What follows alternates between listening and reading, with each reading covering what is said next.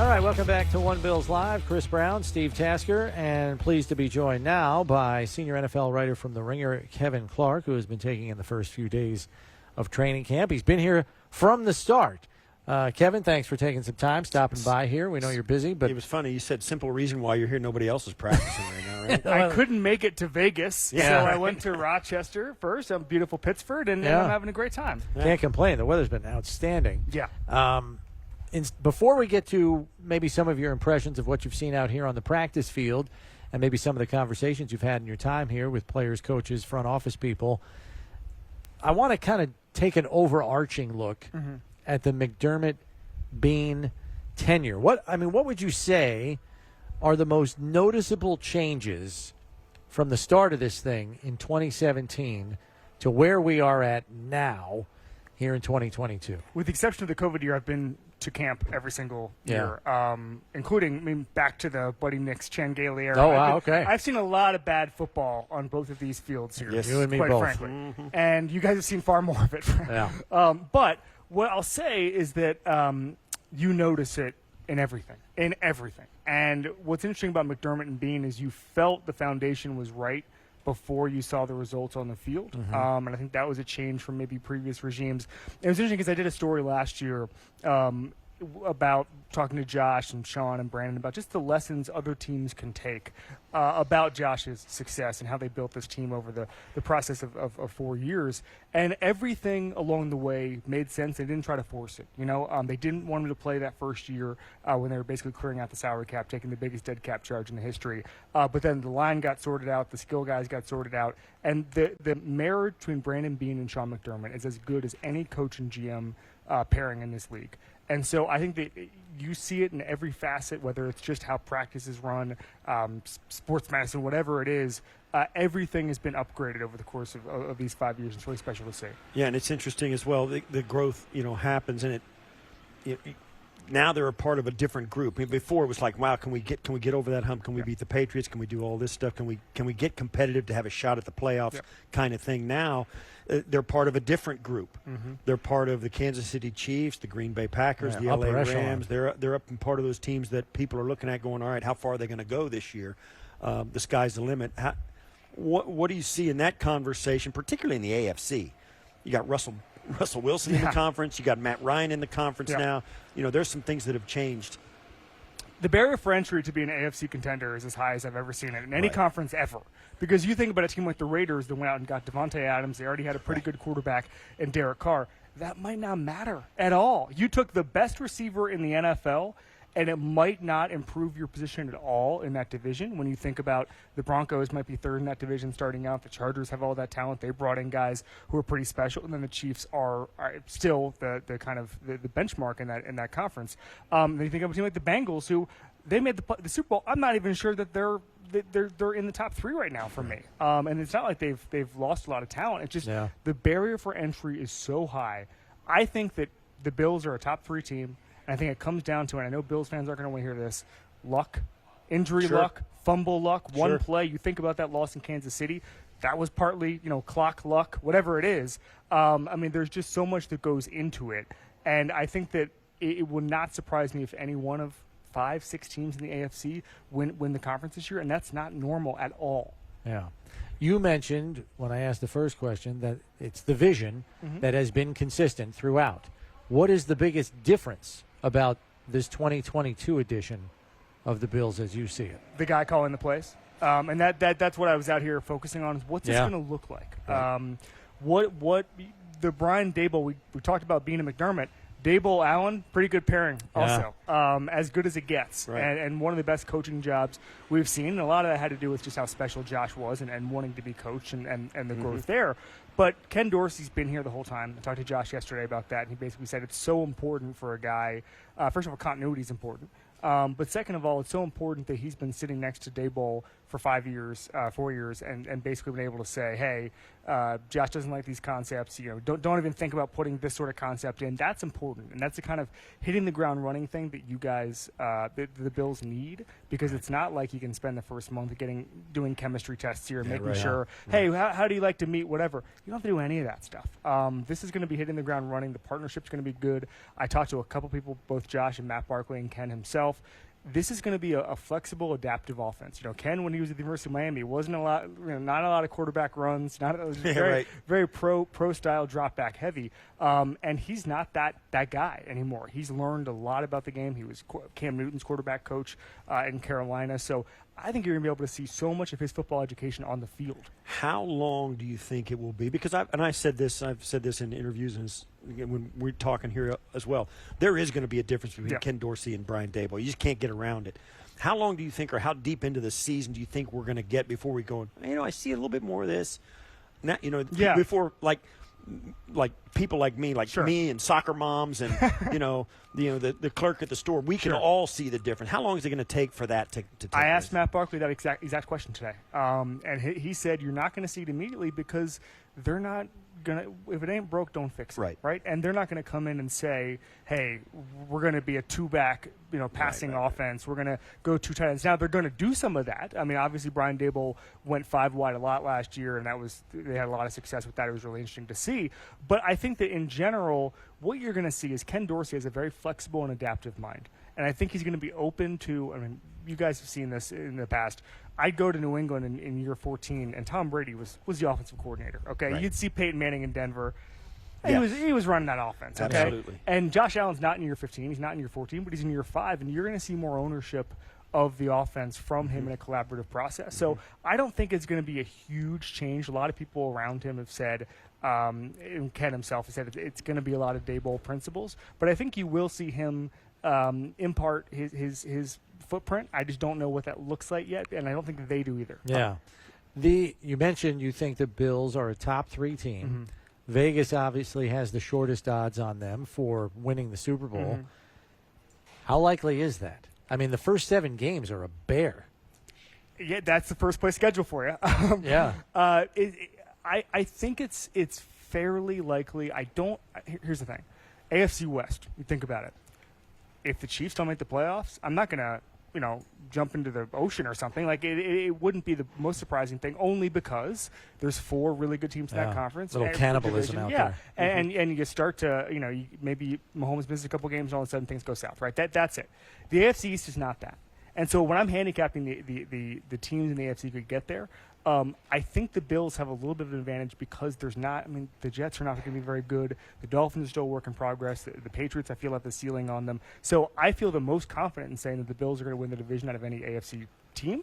And so that gives them the easiest path, in my view, because I know they're going to be in the playoffs in January. I know they'll have a home playoff game at some point. Maybe, again, the first 7 games, as you said, are a bear. Starting out against LA in a game that's always emotionally charged will hurt.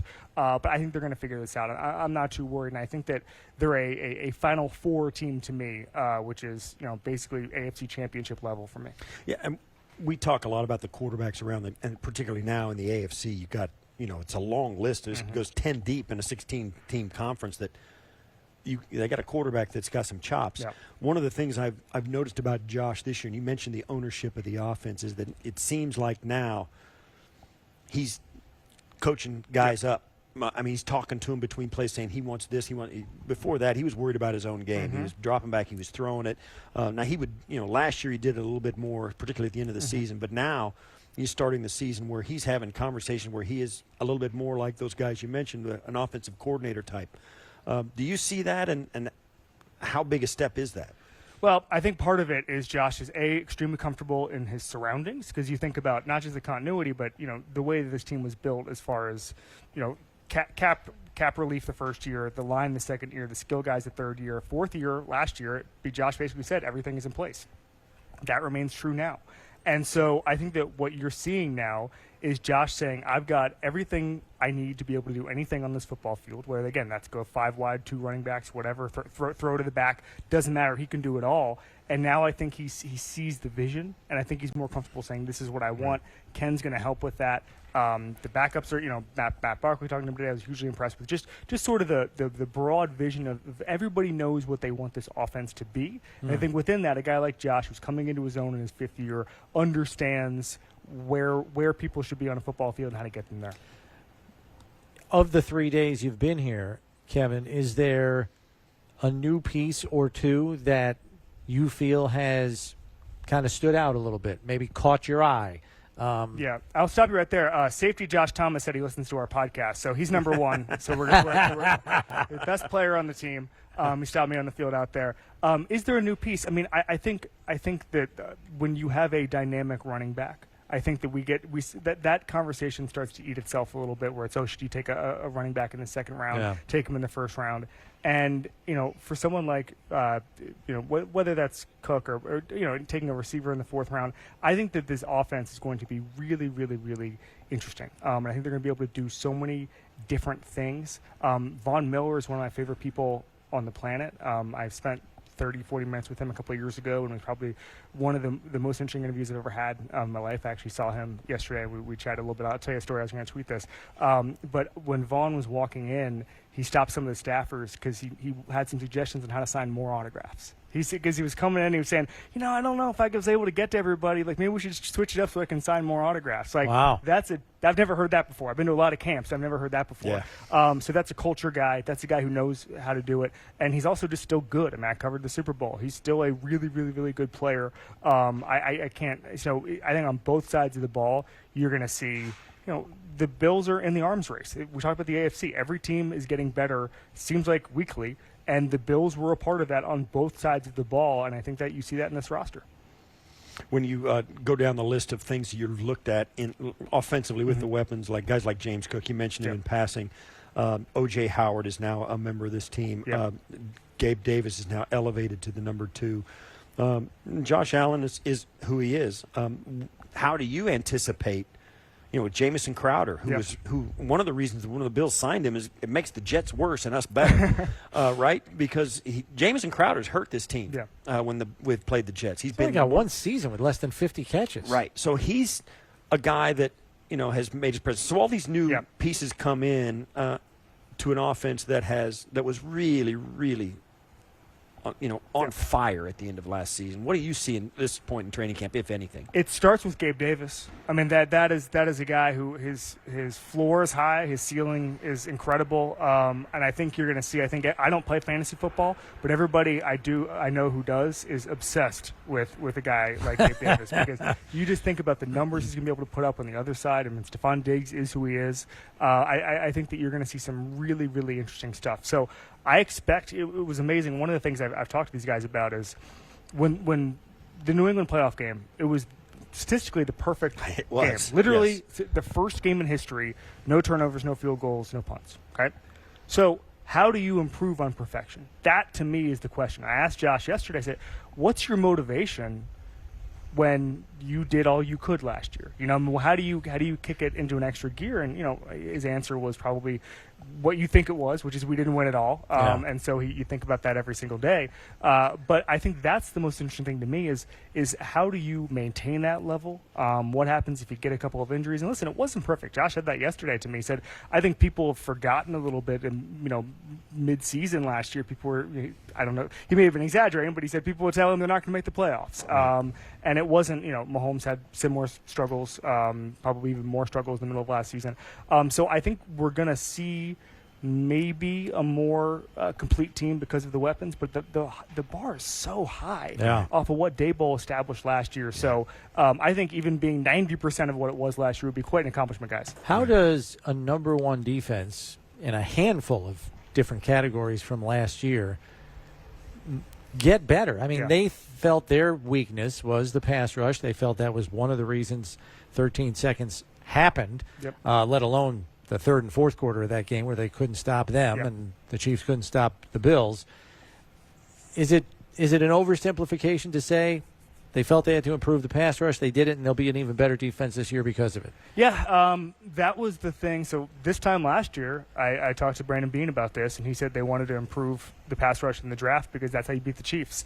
And I'm here, and they're saying they need to improve the pass rush because that's how you beat the Chiefs. Right. They know where the barrier is. And frankly, it's a nice problem to have. I mean, there's 20 teams right now who are saying we just want to make the playoffs, we want to get the 7 seed, whatever. And the Bills know what the benchmark is, and it's the Kansas City Chiefs. There's not a lot of teams that can do that and say we want to beat this team. They didn't do it last year, but the way to do it is to keep getting in that arms race and keep adding. Yeah, so right. We know what they need to do, and they've frankly in the offseason done all they can. Well, you can say what you want about the pass rush. We've talked about it here at length. There's this debate between coverage and pass rush, and certainly the Bills' secondary is solid as any in the NFL. It goes 5 across the board, and they're all really good when they're all healthy. Even though we haven't seen Kaiir Elam play a snap yet. Athletically, he's there. Tre'Davious White comes back whenever it is going to play like he plays, and the rest.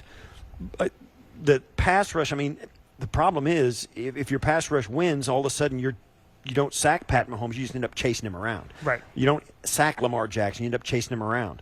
You don't sack, some of these guys. Russ Wilson. You don't sack him, you chase him around. Derek Carr, the same thing. So this pass rush, while it's nice, it also sets the offense up for a guy like Josh Allen, who you don't sack, you just chase, to get Nicky with the big play. And where is the balance, and how do you sack these guys rather than end up just, like I said, chasing them around? I've seen the same studies you have about PFF and those sites saying it's more important to have coverage than defensive line. Maybe I'm old school. Sounds like we both are. I want the front four getting pressure all the time. Now, you could be a team like the Dolphins, which last year had the #1 pressure rate in the NFL, and it hurt them because they had to send so many guys to do it. But if you can get consistent 4 or 5 man pass rush, that's what I'd like to build my team around. Yeah. Right. Yeah, we saw that with the Legion of Boom, and it was. In my opinion, their Super Bowl win was the greatest defensive performance of all time in a Super Bowl because of the offense. Even better than the 85 Bears? That was 46-10, man. No, it was better. Really? Because of the offense they faced. Peyton Manning offense with the Denver Broncos in that Super Bowl against the Seahawks was not just good. It was #1 record-breaking juggernaut. You're right. It was a lot better than Tony Eason and the Patriots. Tony Eason and the Patriots were ranked 16 in a 32-team league. I'll give that to you. And plus, to your point, and the reason I brought that up, the Legion of Boom, was they got pressure right away with just 4 guys. Calais Campbell, all those, Judah, all those guys. Quick pressure with just 4 guys, and all of a sudden you got 7 guys in the secondary all the time, and you got to get rid of it quick. There's just nowhere to throw it. It also builds on itself because not only do you the Sam Darnold seeing ghosts thing, that's pretty common if there's a lot of pressure. The other thing is, I was listening to Chris Long talk about this a couple days ago on his podcast, and a lot of times I think we overlook what a toll physicality can put in a game. He was talking about how, everyone says nobody ever wants, no running backs don't matter. But when you're tackling Zeke Elliott in November, it matters. They matter, and it's just you're stuck in hell for 60 minutes. And so I think that there's when you have a dominant pass rush, you're also just hitting guys, and you're getting the quarterback and he's getting hurt. And I understand that having 2 shutdown corners on the outside might frustrate them, but it's not hurting them. It's not that level of physicality. So I'm in agreement with you on that. Yeah, and that's why Steve often references the Mike Tyson quote, everybody's got a plan until you get punched in the mouth. 100%. And that's what the Bills are hoping to do to opposing offenses this year. Kevin, thanks very much for the time. Appreciate your time. We appreciate you carving out some for us, and I'm sure we'll catch up with you later on in the season. Enjoy the 2022 campaign. We'll be watching your stuff on The Ringer. Awesome. Thank you so much. All right, that's Kevin Clark joining us here, senior NFL writer for The Ringer.